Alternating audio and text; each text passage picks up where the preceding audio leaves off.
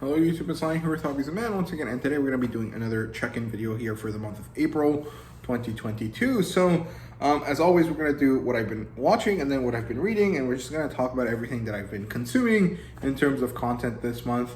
And yeah, there's not much in terms of what I've been watching, but I have mostly almost finished my TBR for the month, which is kind of wild, but I basically knew this was going to happen because right after the end of March is usually when there's a small moment of like relaxation in class before we ramp up to the second test and then for the end of the year. So I assumed that this was going to happen. I had a lot of free time, so here we are. Okay, let's get started. What I've been watching this month has mostly just been Moon Knight. I haven't really been watching any television actively. There hasn't been any show that really has caught my attention, and I kind of got bored of watching Clone Wars basically every day, and so I haven't really been watching any of it. But also it's because baseball started back up again. I actually like watching baseball quite a bit. I follow the Astros, and they're doing pretty well mostly. I think they've only lost one game out of the 7 that they've played, so that's pretty good. I'm pretty happy with that. And baseball games last 3 hours, and I basically only watch television for 3 hours a day anyways. Most of the rest of my free time is spent with YouTube and reading. So basically all of the time that I would usually watch TV for has been taken over by baseball. And so that's why I haven't been watching too much TV. But I did watch Moon Knight, like I said. I finished watching episode 3 last night on the 13th of April. Today's the 14th, I think. And tomorrow's the 15th when this is going to come up. And yeah, Moon Knight's been pretty cool. I actually really like it. I think it's a pretty interesting show. I think Oscar Isaac does a great job with it. And I've been really enjoying it. The one thing I noticed yesterday was like, they're really leaning into this, it's like God aspect of stuff. And I think all of this phase of Marvel has mostly been supernatural and like space god type stuff that basically feels like magic, which is quite different from the more science-y kind of based side of superheroes that we saw in the Infinity Saga. So I'm kind of curious to see how that kind of goes. I mean, they still have that kind of mix of sci-fi and fantasy that they've always had, because the superhero genre is basically like cherry picking both fantasy and science fiction and molding it into this kind of like contemporary type storyline. So I think they've been doing a great job with it. But I noticed last night that they're really leaning into this like Egyptian god thing. And I also know that they've been working, like Disney has been working on the Percy Jackson series. So if the Percy Jackson series gets popular and does well, they're going to eventually want to make a Kane Chronicles series. And they already have all of this like Egyptian mythological type stuff for Moon Knight. Are they gonna end up reusing this stuff for that Kane Chronicles series? I don't know. I think it's an interesting thought to think about, and I think that it would work well to do so because the imagery is more or less the same for both of them.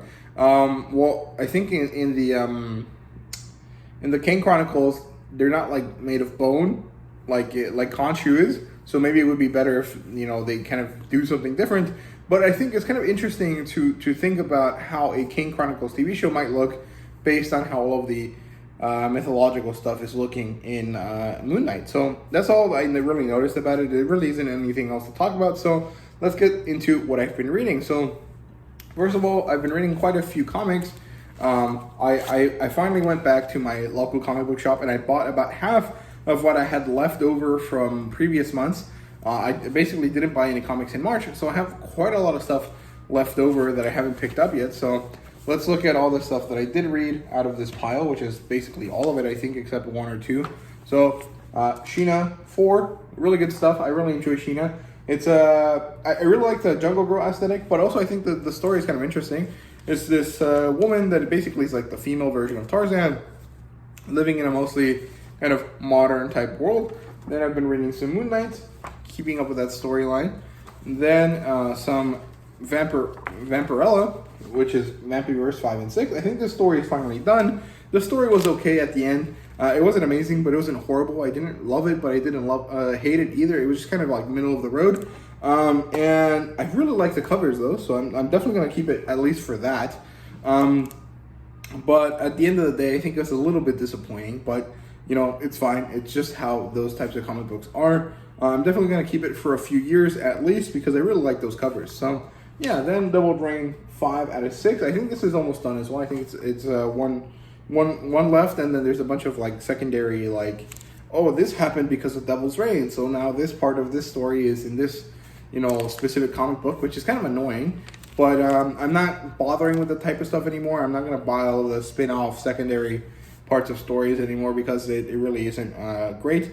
And I really honestly think that I'm probably gonna end up not collecting any more like Marvel and DC superhero specific things. Like I might collect some of their like secondary stuff, but I am probably gonna stop collecting the normal superhero stuff here pretty soon because most of it is interesting, but it also kind of feels disappointing in the end, which kind of sucks. But I definitely am gonna still keep up with Image Comics and all of the indie distributors, and I think there's a few Star Wars comics that are coming here in May that I'm probably gonna want to check out. So yeah, here's Sweet Paprika issue 8. Really good stuff. I'm really enjoying it. It's very, very good. It kind of got really dramatic and really exciting here in this one. Here's volume 1 of Gwenverse. It was cute. I didn't like it that much though. It was kind of interesting, but I just got the first issue just to see if I liked it or not. Then Eternals, The Heretic. This one is kind of interesting. It's Thanos goes talks to Cronus, I think, which is his grandfather. And they kind of have this situation there where he kind of explains what's going on, and he gives him some power or something. I can't remember exactly what went on. Titans United ended pretty well. I actually quite like this one a lot. I definitely liked this whole run quite a bit. I definitely want to check out the Titans TV show because this is kind of like this version of the Teen Titans is based on that iteration, which is pretty good. And I quite liked it, so I definitely want to read more Teen Titans type stuff, but I know that it's really not the best. I also really like the art style in that one, so that's pretty good there. Dark Knights of Steel. This should go up this Saturday, the review for this issue. It was supposed to come out last Saturday, but I actually had a bit of a problem where I hadn't realized that I hadn't read, or I hadn't made a review for issue 4. So I had to do that one really quick, and then it kind of pushed all of my other comic book stuff back. Here's Dark Ages 5 and 6, and this finalized the story, and overall I think I'm okay with the story. I really like the premise of the story, but I feel that it didn't go long enough to really make the story mean much to me. So that kind of sucks. But it was okay at the end. I actually quite liked it. I think the covers are great, and I think the idea is really good, even if it wasn't like the greatest thing ever. So that's kind of how I feel about that. It's kind of disappointing, kind of not. I don't know. Mostly Marvel and DC make me feel like that after I read a certain run. Unless it's like New 52 Batman or New 52 Aquaman. I really like those quite a bit, so I don't know. Maybe I'm just crazy. Because I know a lot of people are like, no, New 52 is bad. But I'm like, no, New 52 is quite good. I actually got into comics because of it, so I like it quite a lot. So, yeah. Let's look at all of the stuff I've been reading manga-wise. So, yeah, let me drink some Coke here, and then we'll get started. Okay, so I'll mention this one first, just to get it out of the way. So, I read the whole book, and I know it's weird to read a recipe book, but I wanted to see what recipes I could make realistically and what recipes I was not going to bother with at all. And I think out of the, I don't know, like 70 recipes that are in this book, which is quite a lot for such a skinny little book, right? I can safely and quite easily make about 50 of them. Let's see. 1, 2, 3, 4, and 12, 13, 14, 15, 16, 17, 18, 19, 20, 21. Yeah, there's like 60 recipes here. I said 80. It's more like 60. It's like 50-something recipes, okay? Out of them, I can make about half of them. Realistically, easily, without any like special, hey, I need to go to a specialty store or order on Amazon, you know, this special ingredient. I think about half of them are easy to do for just about anyone in terms of like American people that want to make these recipes. I think that out of the 50 to 60 that there are, 30 of them are doable. 10 of them are ridiculously never going to make them at all for Americans because they just have things that no one's going to buy. Like kombu. I know where to buy kombu, but I would never buy it because I'm going to use it for this recipe and never again, right? It's not something that is common in an American kitchen, right? So it's not really useful to buy it. There's also some things like making soup out of fish heads, which I understand is actually quite a good way to use that part of the fish, but I don't ever buy fresh fish and that I have to, cut into pieces myself. So that kind of thing is also not going to be something that I'm going to make, right? And there's kind of a few different types of recipes like that. Basically, anytime it asks you to use kombu and use it in like some sort of liquid, just change it out with hondashi powder and you'll be fine. Hondashi is like this kind of granulated or powdered version of a broth that is very common in Japanese cuisine. It's dashi, which is fish stock, which is kind of made from kombu, bonito flakes, and something else. I can't remember exactly, so just use the powdered form. Hondashi, it kind of looks like this.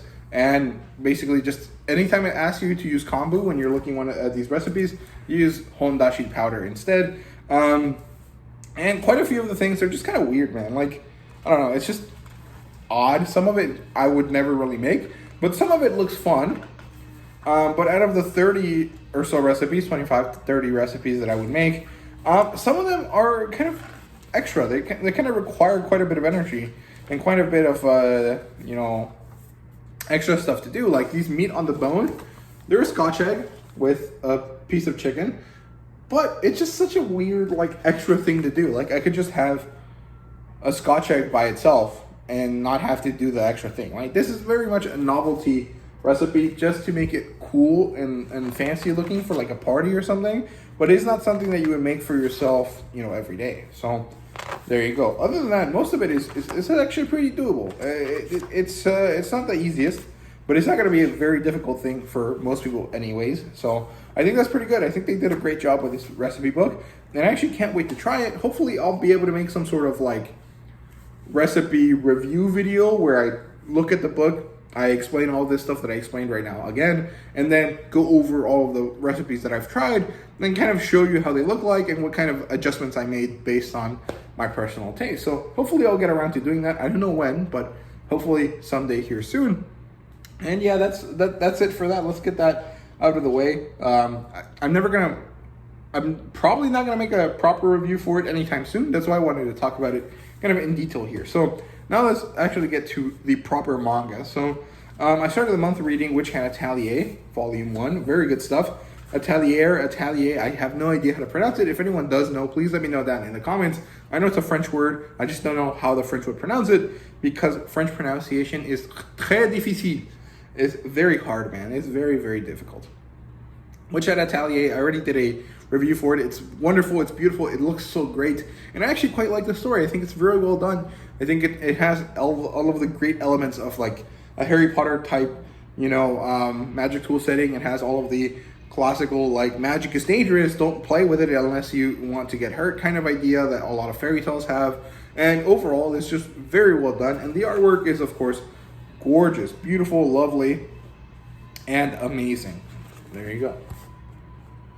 Very good stuff. Then I read Bright Story Volume 1. Really good stuff. Again, the art style is beautiful, and the story is actually quite different from Witch Hat Atelier. This one's a lot more slice of life setup. That was the worst way to say that. Okay, it's basically a slice of life story, but it's a historical fiction story. So you kind of follow this woman that is 20 years old that married a 12-year-old from a different village, and she moves in with him and his family. And so she's been accepted in this family, and she is going to slowly incorporate herself into the family. And of course, we get to see that because she's from a different group of people, she is still semi-nomadic, and everyone else that is in the family of the people she married are all agrarian. They live very different lifestyles, and she has to get adjusted to that, right? So they kind of go through that. She's a very earnest person. I actually quite like Amir a lot. She's a great character. And we also get to see that there's this kind of like soap opera-esque type of situation that occurs because she is needed back at her with her family because they now owe another family a bride. And so she needs to be recalled from this new family that she has joined back to her family so they can send her to the other group. But of course, she has already been accepted into her husband's family, and so she can't go back, or she doesn't want to go back. And so there's tension that kind of starts there, right? So that's kind of what the story is about. It's very, very enjoyable, and 90 to 80% of the, or 80 to 90% of the enjoyment is definitely going to be from looking at the beautiful artwork. But I think the story is actually quite wonderful and well done, and I actually really enjoy it because it's a very different take on slice of life. So I really enjoy that in that sense. So yeah, then I read some fun cultured bits of stuff. So I read Kengan Ashura. This is the Spanish edition. Technically speaking, I think you can read it in English on this website called Kamiki. However, even though it looks legit, like it has information that makes it seem like it's real, just everything about that website makes me feel really sketched out. Like it just feels like a sketchy website. So I don't know. Read at your own risk on that website, but I have seen that it is available in English on that website. And I think the first few chapters are free, and then you had to pay per chapter or something like that. Kind of how you have to do for like webtoons in different webtoon apps. So, to each their own, go for it if you want to. I'm going to keep reading the Spanish edition. So, yeah, this is Kengan Ashura Volume 1. Here's what it looks like without the cover on the front. And here's what it looks like without the cover in the back.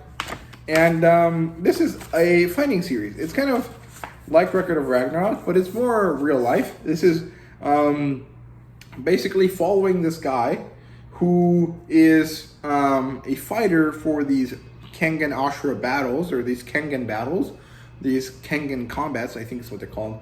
And it basically is a lethal, violent way to settle disputes between rich people, basically. And so the leaders of different organizations and different companies get together and they host these Kengan battles, and they bring, each of them brings their fighter, and then they fight to the death in order to see who's going to get to do what in terms of like this. And what they actually do is they tie this back to the Edo period, and they make it this like underground, hidden like society type thing. And it actually is very, very good. And I actually like the battles quite a bit because they're very easy to track and follow, which is something that is very difficult for a lot of action series, in my opinion, that I've read. So very good stuff. I really like that. So yeah, Kengan Ashura is quite good. I didn't want to talk about it too much because I do want to make a separate, first impressions video for it. So there you go.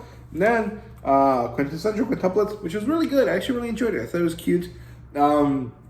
It's a lot different than I thought it was going to be originally because all of these quintuplets really don't want to study, and they're just kind of crazy. And I like that. I think it's very interesting. It brings a lot of personality to the characters, and it makes each of them pop out and be different. I don't know any of their names yet because I haven't really read too much into them, but I quite like how they kind of do this, and I think it's very well done. And I know the main character marries one of them at the end, and in this first volume, it kind of seems clear which one it is, right? It's the first one that he meets. But I don't know. Don't spoil it for me down in the comments. I just really don't want to know, but it just feels like, yeah, the first one he meets is probably going to be the one he marries, but I don't know.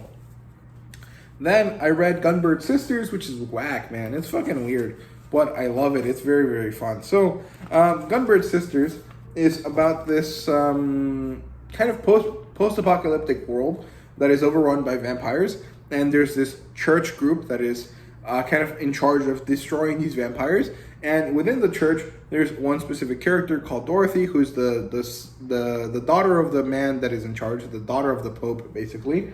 And she wants to fight monsters or vampires or this, what do they call them? The supernatural, the disturbed, I can't remember what they call them, but she wants to kill all of these evil things, but she wants to do it a specific way. She wants to use a Dhampir, a half vampire, half human creature in order to do so. Eventually, she manages to find one who happens to be this blonde character here, and Dolores or Dorothy is this one right here, and ensues this really weird, like crazy Yuri Sophic kind of like vampire hunting team that is very weird, very crazy, but very, very fun to see and watch and have them do all of these crazy things. So yeah, also the art style is really cool. I don't know, it kind of reminds me of No Guns Life, Also kind of reminds me of, more like sci-fi type stories, but it is very cool and really enjoyable. So yeah, this is only 4 volumes, so it's gonna be fun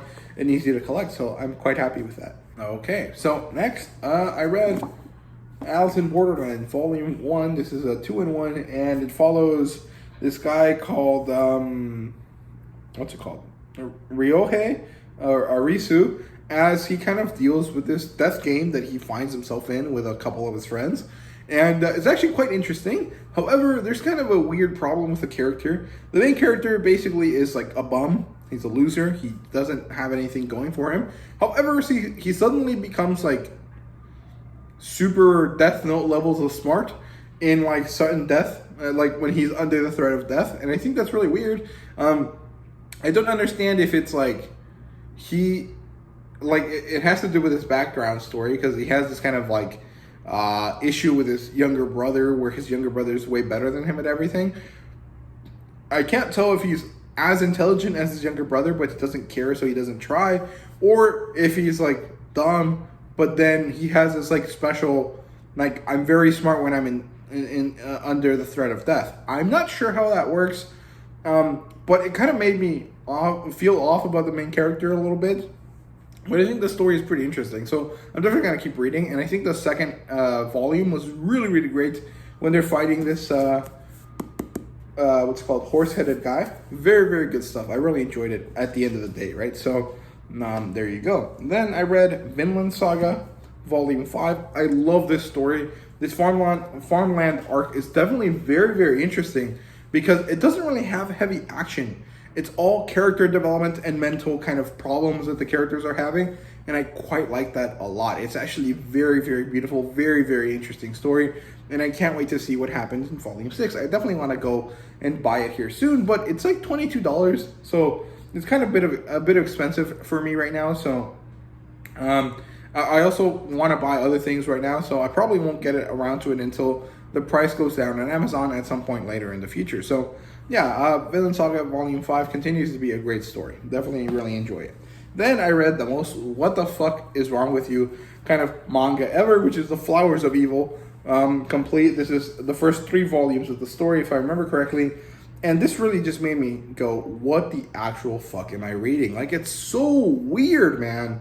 But by the end of the first omnibus, I'm like super invested. I'm like, what the heck, man? I want to know exactly what is happening with this dumbass kid, his weird girlfriend, and his weird like dominatrix girlfriend that he also has. Like, he has these 2 characters, and follows this one boy, right? That he's like, oh, I read, I'm cool, I'm pretentious, I'm special, and I'm better than all my classmates, but I also have deep insecurities, right? That's what like the main character goes, and I think his name is Kasuga, I think, and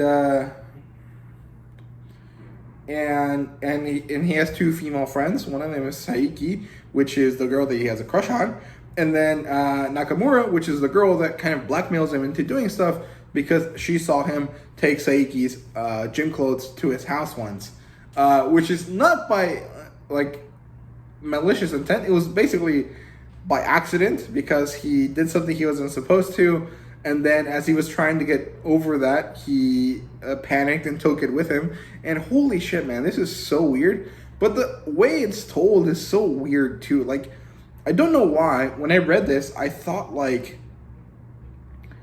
I felt a lot of this like teenage angst of like a John Green book, like Looking for Alaska, where the boy is very interested in this girl, and he doesn't realize that he's interested in her, like, the idea of the girl, not the girl herself, and then he realizes that the girl is no longer there, and there's this huge amount of angst in Looking for Alaska. I thought of that, and somehow also thought of, like, John Steinbeck and Grapes of Wrath, or, like, East of Eden, mostly East of Eden, with this, like, very dry, but kind of, like, thoughtful, but slow-moving progression of, like, storytelling that John Steinbeck kind of has. And so in my mind, this is, like, if John Steinbeck tried to write a John Green book, and it's just such a weird thing, but it, like, in my head it clicked, And now that's how I think about it, even if it's probably not close to either of those styles at all. I just thought of that, and now that's how it's stuck in my head. And it's just so fucking weird, man. Like, there's no words to describe this. It's just weird as hell. And it's also very, very interesting. It kind of gives you that kind of like creepy, like, oh, I want to know what happens, kind of voyeur feeling that, you know, voyeur. I don't know how to say that word either. Anything that's French, I don't know how to say. That you get from like secondhand embarrassment when you watch like soap operas or things that are like ridiculous like that. And I was just like, this is kind of interesting. Like, what's happening? Why do I want to know this? It's kind of a very similar feeling that I get with Rent a Girlfriend. However, this one is more like deep and mysterious and like kind of a little perverse, right? Whereas Rent a Girlfriend is just like, yeah, this is good schlock and it's fun. But I'm very, very interested in this. It's a very cool story, very weird, and I definitely want to read more of it as soon as possible. So yeah, there you go. That's that. And holy shit, man, it was so weird. Then I read Komi Can't Communicate 17, which is great. I really enjoyed this one. We finally get some good development of the romantic aspect of the story, which is wonderful. I actually quite liked that. I thought it was really well done. Not much more to say about that. At this point, I can't talk about Komi without spoiling anything, so basically just not going to talk about it all that much. And then I read Spy Family Volume 1. I was going to read this on the app, but then I saw it at my local Walmart for $8, so I picked it up, and I loved it. I really, really enjoyed it. I knew I was going to enjoy this already, but reading it actually cemented that for me so much. And it's just so great and so enjoyable, and I love it a lot. And I know that the anime just came out, and people are loving that as well, so I'm really happy that Spy Family has found so much success with so many people, and it's really, really wonderful. Definitely want to buy more of this here soon.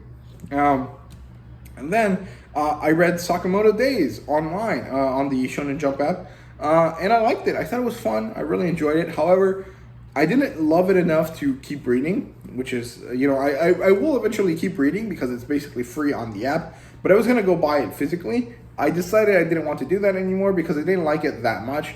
So I'm going to keep it digital only. I'm going to keep reading it on the app. And basically, there's two reasons why I didn't love it enough to buy it physically. One, the fight scenes, even though they're interesting, kind of confused me. Like the way the paneling is set up and the way the action shots are blocked out makes it difficult to follow what's happening, which I understand is also part of the point because it's supposed to emulate how when you see a fight scene in, you know, some sort of action movie and it moves so fast to make it seem super cool, you also don't understand what's happening. But I just don't like that because if it's a fight scene, I want to understand what's happening, right? So I don't know. I didn't like it that much either, but also I didn't like it as much as I thought I would because the plot line so far is more or less repetitive. It's like, okay, fight this guy, kill this guy, or well, don't kill them, but send them back to the evil, you know, group that wants to kill Sakamoto, or, you know, make them work at your place. So far it's been kind of repetitive, and I didn't really find that to be all that enjoyable. So that's it for Sakamoto Days. Then Kajiki Chef. I read this on the Manga Plus app. It's free, and it was very, very interesting. It kind of had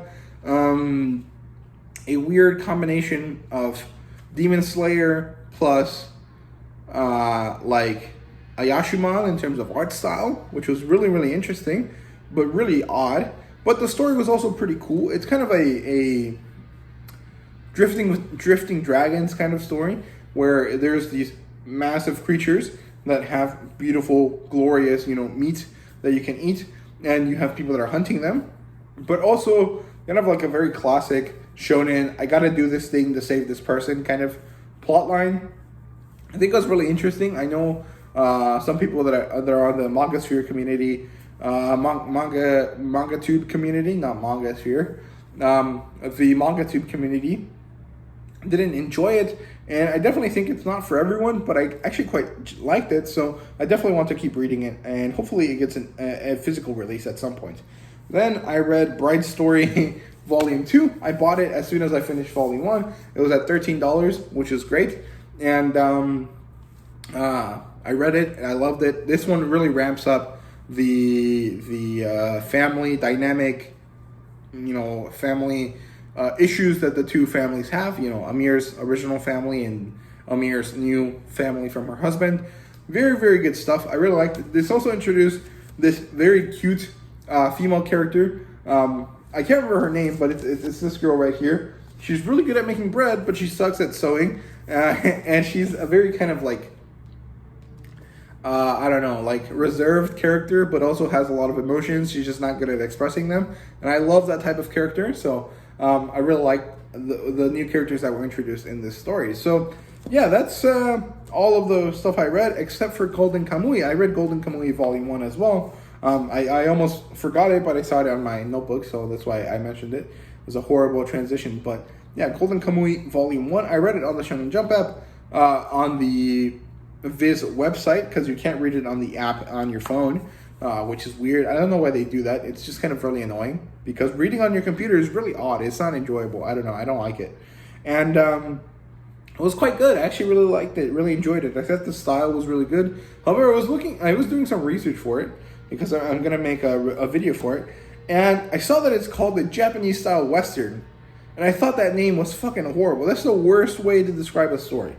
It should be a Japanese frontier story. The same way that the Western genre is a frontier story for American stuff. You know, the Wild West is the frontier of the American people for that time period. Hokkaido would be the Japanese frontier for that time period, right? So, I don't know. I didn't really like the way that it's called the Japanese style Western, because it's not really a Western. Although it has similar elements, which is why it's called that. I think it should just be called a frontier story. But, you know, whatever. It's a semantic issue. It doesn't matter. But the story is quite good. I actually really enjoyed the style of it. I think the art style is great. I think the idea of the story is actually really good as well. And I like the introduction of Ainu culture into, you know, people's minds through manga. I thought that was really good. I really like the Ainu stuff. I wish there was a Ainu related slice of life story similar to Bride's story. I think that would do really, really well. And maybe, you know, there is, and if you guys know about that, let me know down in the comments. But yeah, I think it's a very interesting story. So yeah, that's all I read. My voice is getting shot, so I need to stop recording here soon. And yeah, thank you guys very much for watching. I hope you guys enjoyed the video. If you did, please leave a like, subscribe, and comment down below. Let me know what you thought. And thank you guys very much for watching. See you guys later.